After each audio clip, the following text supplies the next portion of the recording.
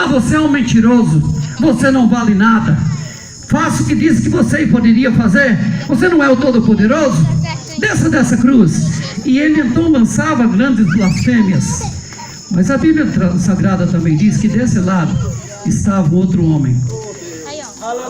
Homens de caráter semelhante, homens maus, homens tão ruins, que foram crucificados na cruz. E a cruz era a pena máxima, era a cadeira elétrica, era a pena final para grandes criminosos, segundo a lei romana.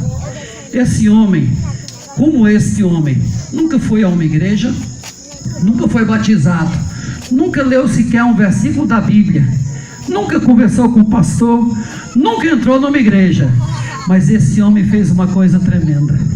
Quando esse homem olhou aquele pecador, aquele colega dele blasfemando da pessoa de Jesus, ele diz: para, nem ao menos temes a Deus. Nós merecemos sim estar nessa cruz, mas como não pares perceber que esse homem é verdadeiramente o Filho de Deus, o Salvador do mundo?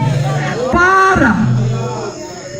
E aquele homem já traspassado de dor, ele olha para Jesus e diz: Jesus, lembra-te de mim quando entrares no meu reino, no teu reino. E Jesus também, já sem condições, dando os últimos suspiros, Jesus olha para aquele homem e diz: filho, hoje mesmo tu estarás comigo no paraíso.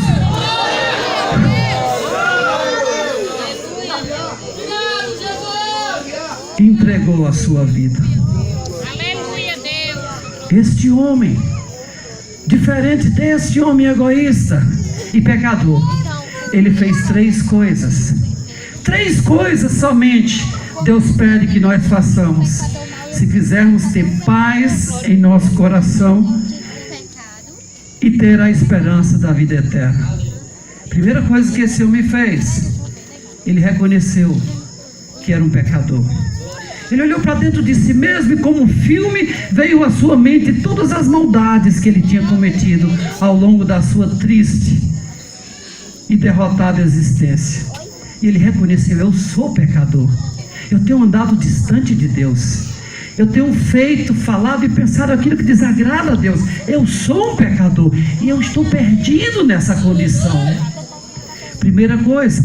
Segunda coisa, ele reconheceu que só Jesus, e verdadeiramente Jesus, tinha solução para as aflições da sua alma, tinha o perdão para os inúmeros, a montanha de pecado que ele tinha cometido desde a sua infância. E em terceiro lugar, esse homem, com essas palavras que ele proferiu ali, ele decide entregar o controle da sua vida totalmente nas mãos de Jesus. Ele confessou que era um pecador em primeiro lugar. Segundo lugar, ele confessou que Jesus Cristo era o Filho de Deus que poderia salvar o homem. E em terceiro lugar, ele entregou o controle da sua vida nas mãos de Jesus. Queridos, é tudo que Deus precisa de você. É tudo que Deus cobra do pecador, essa atitude de humildade. Esse homem não, ele preferiu praticar o pecado sem perdão, o pecado imperdoável. São aquelas pessoas que continuam na ignorância, no egoísmo, na dureza de coração, e dizem: eu não preciso de Deus, não preciso da Bíblia, não preciso de uma igreja, eu governo a minha própria vida, eu decido o que vou fazer da minha própria vida. Querido, quando você toma essa atitude, você está selando a sua condenação final. Você está selando a sua desgraça e a sua derrota. Então tenha muito cuidado. Se você tem ao longo da vida até o dia de hoje tomado essa decisão. Este homem, por causa das suas escolhas, ele estava vivendo uma vida desgraçada, permaneceu com a sua vida rumo à perdição e para a perdição se dirigiu por toda a eternidade. Esse homem não, ele recebeu o consolo do Filho de Deus, ele recebeu o perdão do Filho de Deus e ele recebeu a promessa de que ele estaria sendo recebido no paraíso ao lado de Deus Pai. Jesus quer entrar no coração do homem, mas aí é uma escolha de cada um. Aqui no quadro nós temos 2 corações. Esse coração representa, como este homem representa, a maioria das pessoas no mundo. O problema é que cada coração ele tem um governo. Ele é dirigido por alguém, ele tem uma força interior que o move. E esse homem era dirigido pela força do eu. Ele não tinha lugar para Deus. Ele não tinha lugar para as coisas espirituais. Ele não tinha tempo para pensar na eternidade. Ele vivia só para o presente. Por isso, o coração desse homem e dessas pessoas que assim vivem é um coração em trevas. É um coração sem paz. É um coração sem alegria. É um coração cheio de ódio, de rancor, de ansiedade, de medo e, acima de tudo, de incerteza e de insegurança, porque ele não sabe aonde está se dirigindo a sua alma após a morte. Ele vive desesperado, ao passo que este homem aqui decidiu entregar o seu coração para Jesus. E esse coração representa aquela minoria de pessoas que um dia reconheceram que eram pecadores, que estavam vivendo nesse mundo sem paz, sem alegria, sem esperança e sem certeza da vida eterna. Mas ouvindo falar da maravilhosa história do grandioso e imensurável amor de Deus, reconheceu como este homem aqui, que era um pecador, que a sua alma estava caminhando sem Deus e sem esperança nesse mundo. Esse homem reconheceu, e você precisa reconhecer, que Jesus Cristo é o Filho de Deus, que há um Salvador no universo. Esse Salvador não é Maria, nem Pedro, nem José, nem João. Esses homens nós os amamos e respeitamos como servo de Deus. Mas esses homens, nenhum deles, isso é a mensagem da palavra de Deus, está lá nas Escrituras. Nenhum desses homens ressuscitou e está na presença de Deus. Eles estão dormindo o sono dos santos, porque a palavra de Deus diz que ao homem está ordenado viver neste mundo uma única vez, e depois disso morrer e aguardar a ressurreição dos mortos.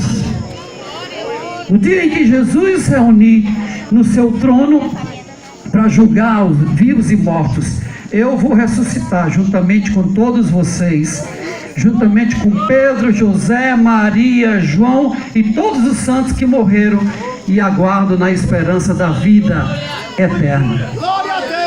E naquele dia, no juízo final, todos estaremos em fila na presença de Deus, e cada um será julgado, uns para receber os seus prêmios, as suas coroas e o seu galardão, e outros para receber a sentença de condenação. Quando Jesus vai dizer: aparte-se de mim, maldito, para o fogo eterno, preparado para o diabo e seus anjos. Eu nunca conheci você, saia da minha presença. E os anjos vão pegar você pelas pernas, pelas mãos, e vão jogar você no abismo eterno, lugar onde estarão Satanás, os capetas, os demônios, o diabo maioral dos demônios e todos aqueles que nessa vida se esqueceram de Deus e do sacrifício amoroso que o Filho de Deus fez por você.